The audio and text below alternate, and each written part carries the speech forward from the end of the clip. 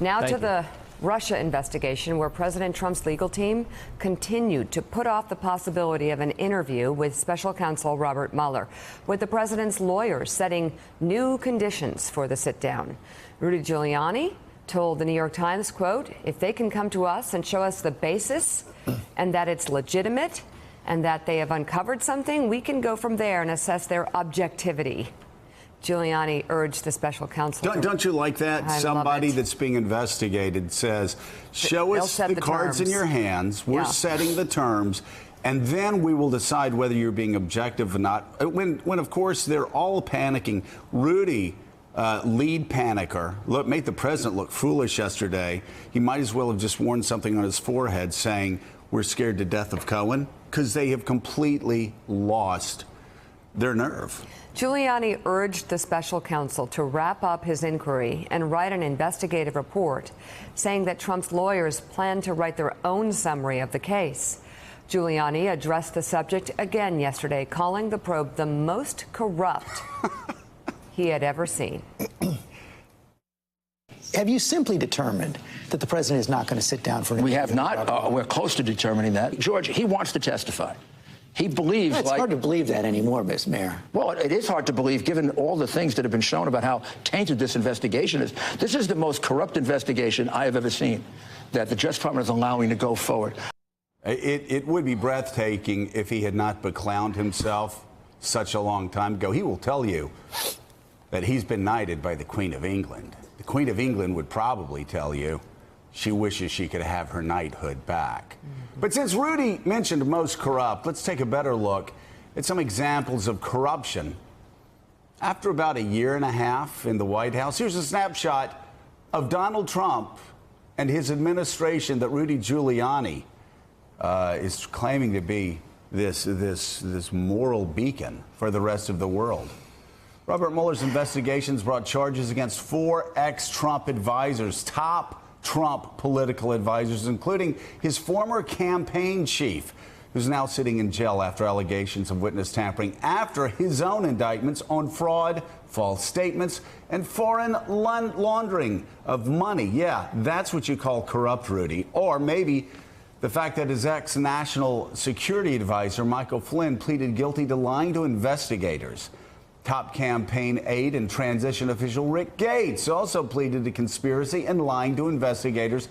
And foreign policy advisor George Papadopoulos pleaded guilty to misleading investigators about, you guessed it, his contacts with the Bulgarians, no, with the Russians, claiming to have dirt on Clinton. In sum, 4 of Donald Trump's hand-picked ex-advisors, 1 of his lawyers, 1 of his digital marketing strategists, 14 Russian nationalists, 3 Russian companies, and 5 guilty pleas in all connected to Donald Trump, his campaign, his organization, the election of 2016.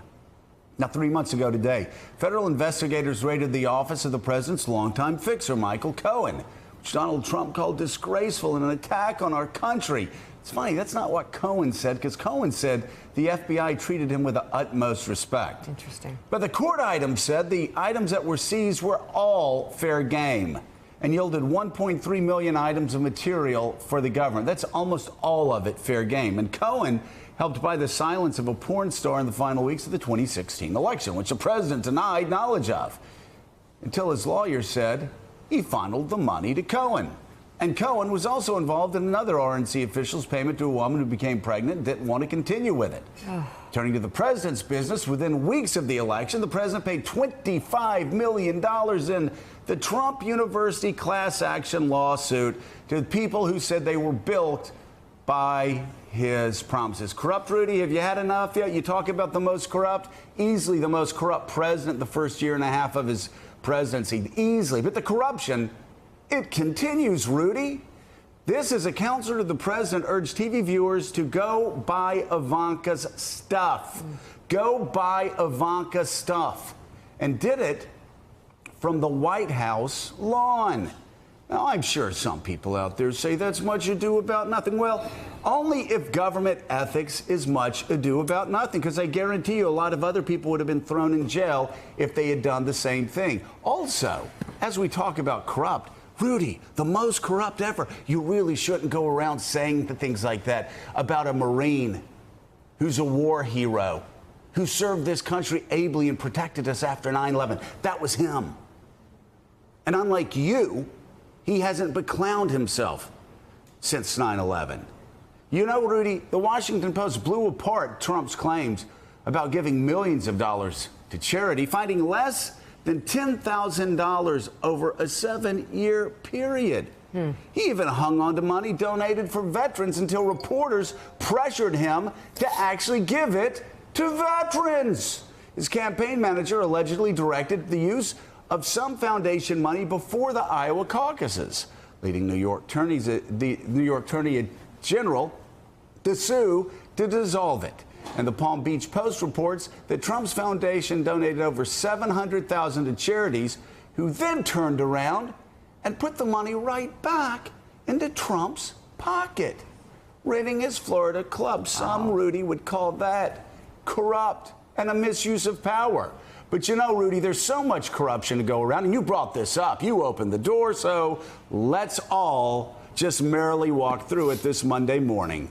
Back to the administration. Forbes has been uncovering scandals involving Commerce Secretary Wilbur Ross, who is now saying his signed statements claiming to divest in stocks were actually just misunderstandings. That's when he was awake. The administration official says he's only good till about 11 a.m. in the morning. Then he starts to nod off. But let me tell you, in those hours that he's still awake, woo, the corruption swirls all around him. Senators have asked for an investigation into insider trading based on their reporting. And then, of course, there's Interior Secretary Ryan Zinke. He spent $139,000 on 3 sets of doors in his office. Yes, friends, you too can have not only his gold collection, but also with his face on it, but also 3 doors. 3 doors for $139,000. Oh, wait, no, you can't, because that's coming from your pockets. That's your hard-earned tax dollars.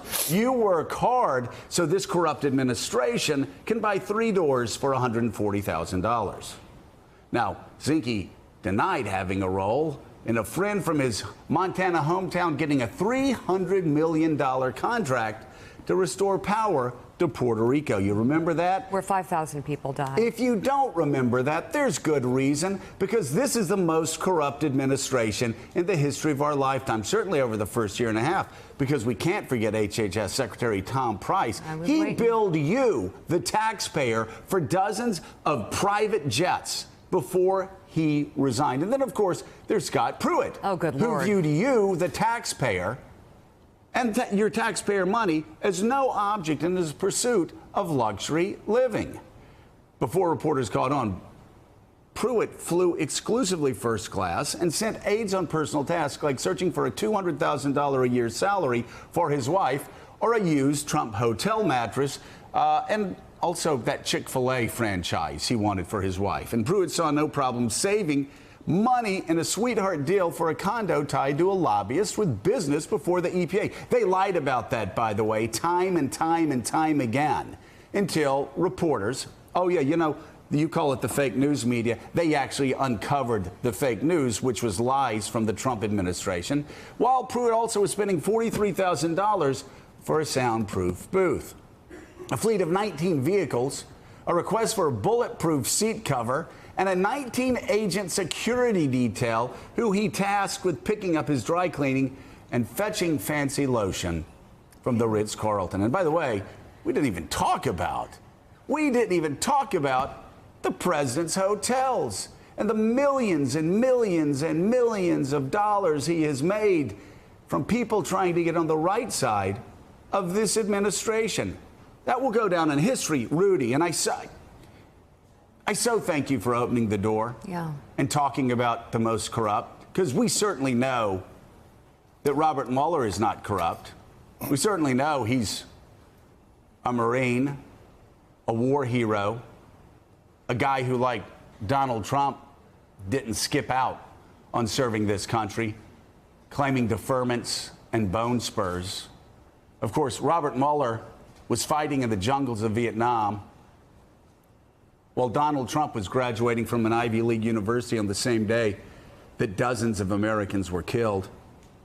We know who's corrupt here, and we know who's not corrupt here. We just want to thank you for reminding us of all the corrupt things the guy that you're shaming yourself for is engaged in over the past year and a half. And here's the amazing thing. It's only a year and a half. And Rudy, you know how things get when somebody's out of power? Can you imagine what we're going to find about Donald Trump when he's out of the White House? And you're out there shilling for him, attacking an American hero, attacking a Vietnam hero, attacking the men and women of the Justice Department, attacking the men and women of the FBI, attacking the men and women, the professionals who every single day are working around the clock to keep all of us, taxpayers across America, safe. Good job, Rudy. Thanks for checking out MSNBC on YouTube, and make sure you subscribe to stay up to date on the day's biggest stories. And you can click on any of the videos around us to watch more from Morning Joe and MSNBC. Thanks so much for watching.